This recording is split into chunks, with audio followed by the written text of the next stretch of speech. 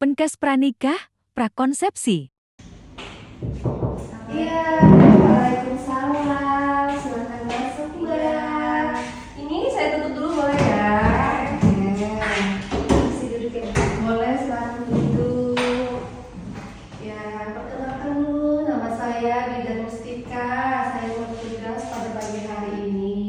Kalau boleh tahu Mbaknya namanya siapa? Nama saya Nur. Namanya Mbak Nur ya. Saya catat ya, sambil saya catat ya.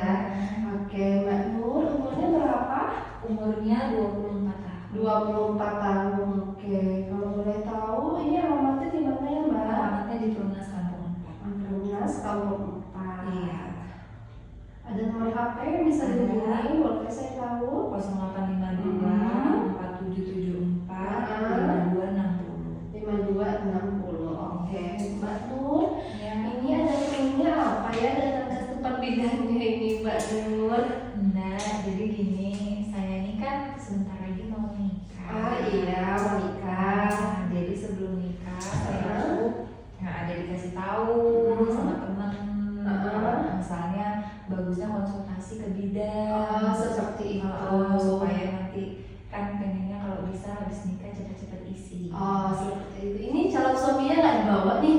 Enggak. Oh, Suaminya enggak. lagi kerja. Oh ya udah. Kapan nikahnya kalau boleh tahu? Rencana nikahnya insya Allah 2 bulan lagi. Oh, 2 bulan lagi. Oke, jadi mau disiapkan dari sekarang ya. Ini saya akan menjelaskan ya Mbak Nur tentang persiapan untuk menyambut kehamilan. Tapi kan sebaiknya lebih baik lagi kalau misalnya saya jelaskan ini ada calon suaminya. Tapi nanti mungkin setelah menikah bolehlah datang ke sini sama calon suaminya biar calon suaminya juga mendengarkan ya. Jadi ada kerjasama antara istri dan suami seperti itu. Oke, nanti saya kasih tahu. Oke, baik. Sebelumnya saya mau tahu dulu haidnya teratur aja selama ini. Alhamdulillah sih saya kalau haid teratur. Oke. Sesekali aja kadang maju seminggu atau mundur seminggu kalau kecapean. Tapi biasa lebih seringnya teratur aja sih. Oke. Kalau boleh tahu waktu pertama kali haid, waktu pertama kali umur berapa atau kelas berapa gitu? Pertama kali haid SMP kelas 2. SMP kelas 2. Jadi setelah haid pertama tiap bulannya rutin haid ya. Rutin aja sih, alhamdulillah. Kemudian ada nyeri haid. Maksudnya ini nyerinya nyeri yang tidak wajar, jadi mengganggu aktivitas.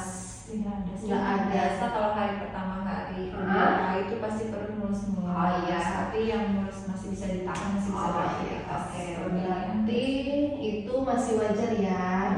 Jadi dari siklus haidnya normal aja, tiap bulannya dapat. Kemudian nyeri haidnya juga dirasakan, nyeri haid yang wajar yang normal aja. Oke, kalau dari sistem menstruasinya sih saya anggap itu normal ya Mbak ya.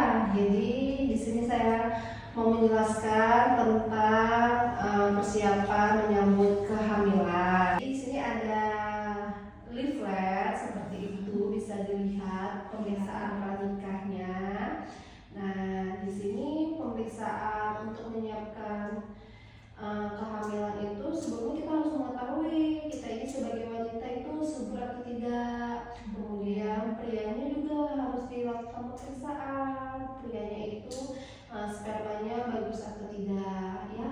Jadi pemeriksaan untuk merencanakan kehamilan itu ada beberapa. Seperti misalnya pemeriksaan semen atau analisis sperma. Nah, itu yang melakukan pemeriksaan itu laki-laki yang diperiksa ya. Kemudian ada pemeriksaan suhu basal tubuh. Kemudian ada pemeriksaan lendir cervix dan pemeriksaan tes sperm, dan yang terakhir ada uji pasca senggama. Jadi di sini saya jelaskan satu-satu dulu ya.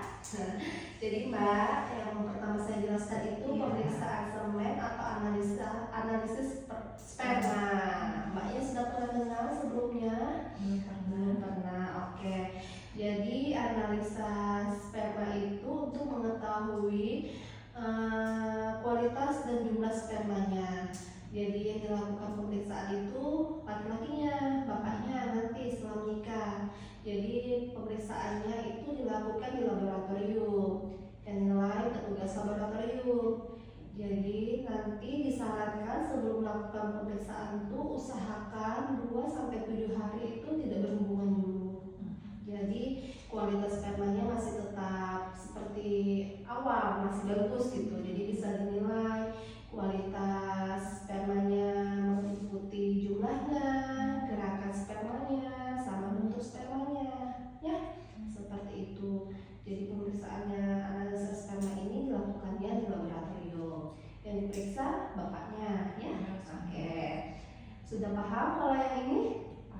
Oke, Nanti paham. kalau misalnya kurang paham nanti saya ajak aja nanti. Iya, ajak aja. Nanti lebih rinci kan tentang cara pemeriksaannya lebih lanjut itu biasanya petugas laboratorium yang jelaskan. Karena untuk analisa sperma ini nggak bisa lama-lama sejak spermanya dikeluarkan. Jadi ada waktunya kurang lebih dia ditaruh di wadah steril, dibawa ke laboratorium dan di laboratorium yang periksa. Nah, kemudian yang selanjutnya itu pemeriksaan suhu basal tubuh. Nah, ini untuk mengetahui masa subur di waktu ovulasi. Jadi yang periksa mbaknya sendiri. Setiap hari selama 1 siklus haid, mbaknya itu periksa nih suhu tubuh basal mbaknya. Suhu tubuh basal itu diperiksa sebelum kita melakukan aktivitas apa-apa. Lebih tepatnya itu setelah bangun tidur, sebelum minum. Jadi selama 1 siklus haid, mbaknya catat tuh suhu tubuhnya pakai alat yang namanya termometer. Tahu nggak termometer? Yang biasa buat periksa demam, ya benar. Itu diperiksa selama 1 siklus haid, berarti 1 bulan penuh ya. Kita lihat dulu di situ dicatat. Jadi kalau misalnya biasanya itu sebelum ovulasi suhu tubuhnya itu turun.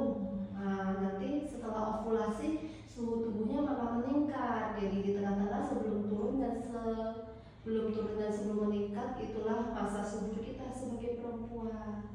Jadi itu penilaian yang sangat sederhana yang bisa dilakukan sama mbaknya di rumah pas masa ovulasi nanti, masa suburnya untuk mengetahui. Nah seperti itu. Mau coba praktekkan nanti setelah menikah? Nanti saya coba. Oke. Yang selanjutnya ya pemeriksaan undercervix. Nah yang ini mbaknya pernah dengar pemeriksaan undercervix? Tahu undercervix itu seperti apa? Lendir saya. Oh kurang tahu. Oke. Jadi begini ya, pemeriksaan undercervix itu untuk mengetahui cairan yang keluar dari vagina kita atau dari leher rahim, tapi kan dia keluar dari vagina tengah. Jadi kita bisa lihat lendirnya itu setelah haid selesai. Nah biasanya itu pas dari keluar dari vagina atau di celana dalam kita bisa lihat misalnya itu kalau lendirnya berwarna kental, keruh, terus lengket, berarti itu mbaknya sedang tidak subur. Nah, kalau misalnya lendirnya jernih dan licin seperti kalau kita hamil tuh seperti ingus bisa ditarik gitu mbak, jernih dan licin. Nah, itu masa subur. Nah, kemudian telur. iya benar. Kalau putih telur terus dia konsistensinya banyak, kemudian sangat elastis, itu sangat masa subur.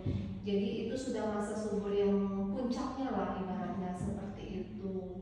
Jadi itu kan kayak keputihan sih, tapi keputihannya itu setelah haid selesai. Kita bisa lihat dari situ lendir cervix itu namanya. Nah, jadi disitulah waktu yang tepat buat mbaknya sama suaminya untuk melakukan hubungan seksual karena disitulah masa suburnya pada saat itu. Selanjutnya itu apalagi ya? Oh ini tes sperm. Nah itu untuk melihat pola kristal dari lendir cervix kita. Jadi pemeriksaan tes sperm ini di laboratorium. Jadi nanti di laboratorium itu diperiksa nih sama aja kayak pemeriksaan lendir cervix, tapi dia pakai alat mikroskop. Jadi dinilai apakah lendir cervixnya itu kalau diterowong pakai mikroskop itu berbentuk pakis atau tidak. Nah kalau dia berbentuk pakis berarti artinya positif. Arti positif di sini berarti kadar estrogen mbaknya pada saat itu lagi tinggi. Nah saat itulah fase subur dan ovulasi seperti itu. Jadi nilainya harus ke laboratorium. Iya benar, kalau tes seperti ini harus di laboratorium, tapi yang diperiksa sama aja lender cervix juga. Dia lebih jelas lagi daripada pemeriksaan yang kita tadi yang lender cervix itu kan yang Mbak periksa sendiri. Kemudian yang terakhir itu uji pasca senggama. Jadi uji pasca senggama itu Mbaknya pernah tahu uji pasca senggama sebelumnya? Uji pasca senggama. Nggak pernah dengar. Jadi uji pasca senggama ini sama aja pemeriksaan lender cervix tapi dilakukannya setelah berhubungan seksual. Jadi di situ kita ambil nih lender cervix ibunya, mbaknya, tapi setelah berhubungan seksual kurang lebih 2 hingga 8 jam setelah berhubungan.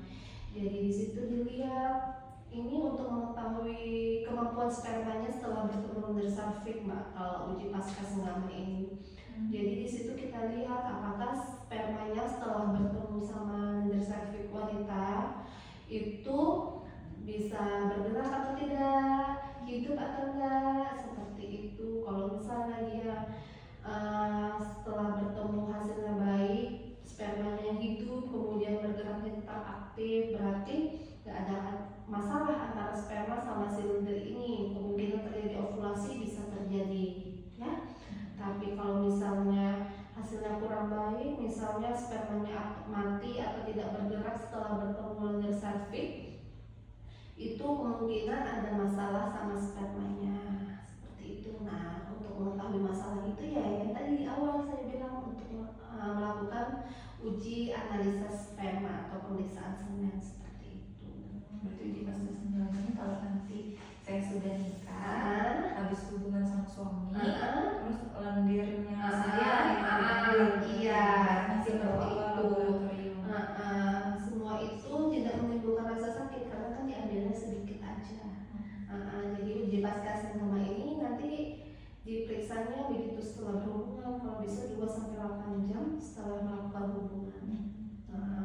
Harapannya si spermanya sama si lender cervixnya kan pasti ketemu tuh, mungkin dari situ bisa dinilai. Dari hasil pemeriksaan ini, hasil yang saya jelaskan tadi, ada yang ingin ditanyakan Mbak? Ada yang kurang paham misalnya? Paham aja sih Bu, cuma nanti kalau yang tentang pemeriksaan semen atau pemeriksaan sperma nanti bagusnya kan karena itu yang melakukan kan nanti calon saya, iya, jadi saya bawa aja calon saya. Jadi nanti kalau misalnya dia kurang paham, nanti saya bawa aja ke sini, jelasin ulang. Ini kan baru mau menikah ya, jadi dicoba dulu ya Mbak ya, sama tahu kan baru pertama langsung gol ya Mbak ya. Tapi nggak ada salahnya ya buat nambah-nambah pengetahuan persiapan aja kan. Jadi Mbaknya juga tahu